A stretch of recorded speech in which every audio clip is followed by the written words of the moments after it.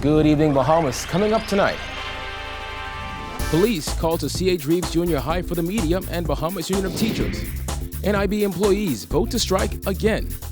2 months after Dorian, a well-known pastor says drop the immigration talk and focus on recovery.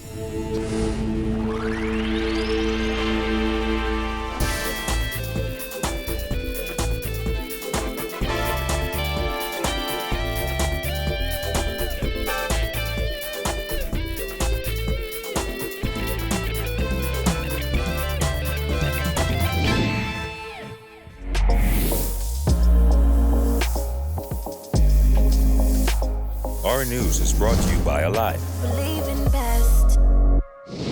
Welcome to Our News and thanks for joining us. I'm Kyle Joaquin. Police were called to C.H. Reeves Junior High School this morning after a tour by ministry officials and the Bahamas Union of Teachers didn't go as planned. The union is now set to take on the government in court on Monday. And they let them in, and the children still sitting underneath the tree. Still under the tree. And guess what? They have a home base with no teacher in the classroom. A staff member unhappy about working conditions at the junior high school takes issue with Bahamas Union of Teachers President Belinda Wilson being denied access to the school's premises for a tour, which Wilson said was scheduled a month ago. See them under the tree? Hand to your right. Hand to your right. See the children under the tree. That's the classroom that the children are in. Eventually, Wilson was let in, where she distributed gloves and masks for the tour, which she says was set to include education officials, a rep from the Attorney General's office, as well as the union's attorney, Khalil Parker.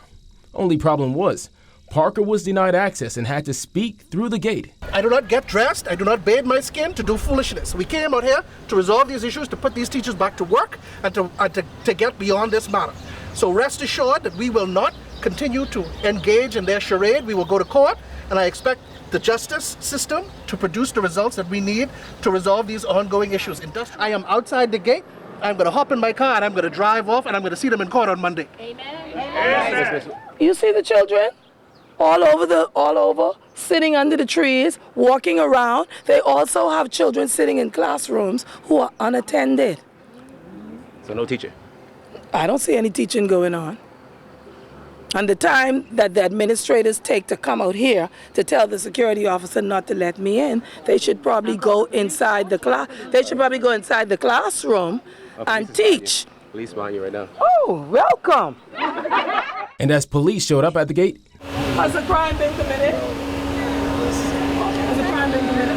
No, we come to find what's going on now. Oh, okay. Oh, all right. It's a scary compound. Yeah. Asking you to kind of the camera personnel to have to step on the outside of the gate. Now I can't stop you from being outside the gate on the school premises. There are certain rules and regulations. after media left the premises, the union and teachers remained on campus, where they waited outside another gate that was closed and prevented them from entering the school's classroom block. They stood out there for 20 minutes. So what was supposed to happen from a month ago was that we were supposed to return to C.H. Reeves and do another tour to check off all of the concerns or the repairs that should have been done. So that's what we were here for today. So we're really baffled as to why is the police being called. And actually, no one has formally said that we're not having the meeting. Earlier this week, Wilson reported that some 75 teachers from C.H. Reeves and Carlton Francis Primary got a pay cut. According to Wilson, teachers at both schools are working in unsanitary and unsafe conditions, but have been showing up for work. The matter is headed to court on Monday. They've not missed a day from school. Carlton Francis teachers have gone to school every day, reported and said good morning, identified themselves, and then were told by a police officer or a security officer or the principal, you cannot come. Employees of the National Insurance Board have once again voted overwhelmingly to take strike action. This comes 1 week after their previous strike poll was deemed invalid. When we spoke with Public Officers Union President Guillaume Roche today, he said once the strike certificate is in hand, the union is prepared to do what it has to. I think it's a couple of days. I think the law speaks to when you can actually use it after you obtain it. So we will stay in accordance with the law and we'll do what we have to do that way. So what would it take for the union to go on strike? What will it take? Yeah.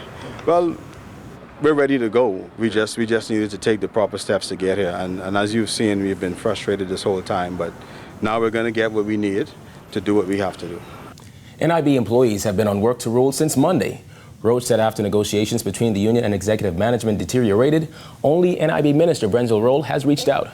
The minister has reached out. We received a communication from him earlier this week. He's expressed that they're prepared to negotiate in good faith. We will sit with them at the table, and if things stall again, we will use all the tools at our disposal. Prime Minister Dr. Hubert Minnis hosted a town hall meeting in Manawarkee, Abaco today. Minnis told residents about several VAT-free initiatives, including building supplies and fuel for generators. He also declared that boat engines will be VAT-free. Minnis said he was convinced of this initiative after meeting 2 ferry boat operators who lost their fleet during Hurricane Dorian's passage. And to those gentlemen, I want to say that the persuasion of the Member of Parliament and Cabinet, that has been answered. So all boat engines and repairs will be VAT-free also. Minnis says government is still working to remove red tape in hopes of speeding up the recovery process. Everybody knows that government has a bureaucratic structure that can sometimes slow down the process. And therefore it's essential for us to remove as many regulations as possible to speed the process up. You don't need a government who are going to take 3-4 months to make decisions. You need decisions that can be made quickly and that will have your input, because you know exactly the directions you want to take your settlement. Well, a prominent bishop says the country should focus more on recovery rather than immigration in the aftermath of Hurricane Dorian.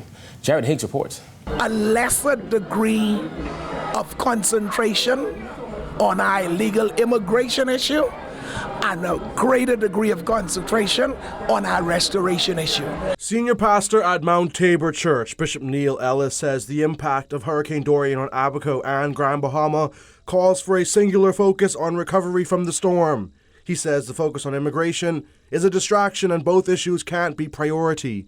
The one takes a little bit from the other. I'm sure we could walk and chew gum at the same time, but the hurricane affected the country in such a major way. I think all of our focus right now has got to be on restoring Grand Bahama, restoring Abaco, and not only restoring it to where it was, but restoration with improvement. Hurricane Dorian resulted in a humanitarian crisis, displacing thousands of Abaconians whose homes were destroyed. Some of those displaced residents lived in one of the island's 4 main shanty towns. Some were living there without legal status to be in the country. The Minnis administration has said that no special treatment will be given to those migrants. That stance has been met with criticism from international human rights groups. Many Bahamians have expressed support for government's hardline approach, but not Ellis. All of us know we have a serious immigration problem. That is conclusive. As to whether or not we deal with it right now, I guess it's a question of timing. The government obviously thinks this is the right time. Many others don't, and that is creating a divide that we perhaps don't need right now. 2 months on from the storm, and Ellis says both those northern islands are still languishing. People are still not working. Businesses are still non-existent. They're closed down. They're not functioning. Things are still functioning on a very, very small scale in Grand Bahama, from what I've been able to determine. And this is not to point fingers at anybody. We all need to take collective responsibility for what is going on in our country and where we need to go, because this hurricane caught everybody in the region off guard. Reporting for Our News, I'm Jared Higgs. Hope for a cool Christmas. That's the advice from President of the Bahamas Electrical Workers Union, Paul Maynard, to BPL customers who are hoping for an end to continued load shedding across New Providence. Jasmine Brown reports. Maynard was candid in his comments as he discussed the power generation issues at BPL. He insists it will take a lot of hope, prayers, and a dip in temperatures to end the load shedding. You know, once we all getting in hope, and hopefully God gives us a very cool Christmas, so we don't have nothing to worry about. Now, if the Almighty gives us a hot Christmas, well, you know, the plan goes down Christmas Day, you load shed on Christmas Day. It is what it is. Maynard's comments come as large portions of New Providence were plunged into darkness in recent days due to hours-long load shedding. Load shedding has been a persistent issue for BPL, especially during the summer months. The Minister administration signed a nearly $100 million deal with Finnish group Wärtsilä for the construction of a power plant at Clifton Pier. Officials have said once it comes online in December, the new plant will help put an end to the power generation crisis. Let's not get our hopes up. If they get it, they get it. But, let's look at March. Even when the Wärtsilä plant comes up, they have to go through a series of testing stuff on the system. But BPL insists it will be sticking to the December date. In fact, on Thursday it was announced that hiring has started for the new plant. Wärtsilä also announced openings for 27 Bahamian operators at Station A to make up the majority of the maximum of 31 employees at the plant. BPL also announced that the new job openings will be made available to BPL employees who are qualified and choose to apply to work at the station for Wärtsilä. As for the current generation issues, Maynard says workers are doing all they can to keep the system up and running. Guys are working around the clock, believe me, literally around the clock to keep the stuff going. And that's not counting the stuff that you see us at night digging on the streets, etc. That's because we are repairing stuff that has blown as a result of us load shedding. It's a lot of pressure on the system, and a lot of joints are failing now. Reporting for our News, I'm Jasmine Brown. All right, thanks, Jasmine. Still to come, a financial expert says VAT-free zones won't necessarily hurt revenue. Plus, Sunshine House officially opened on JFK. Stay tuned.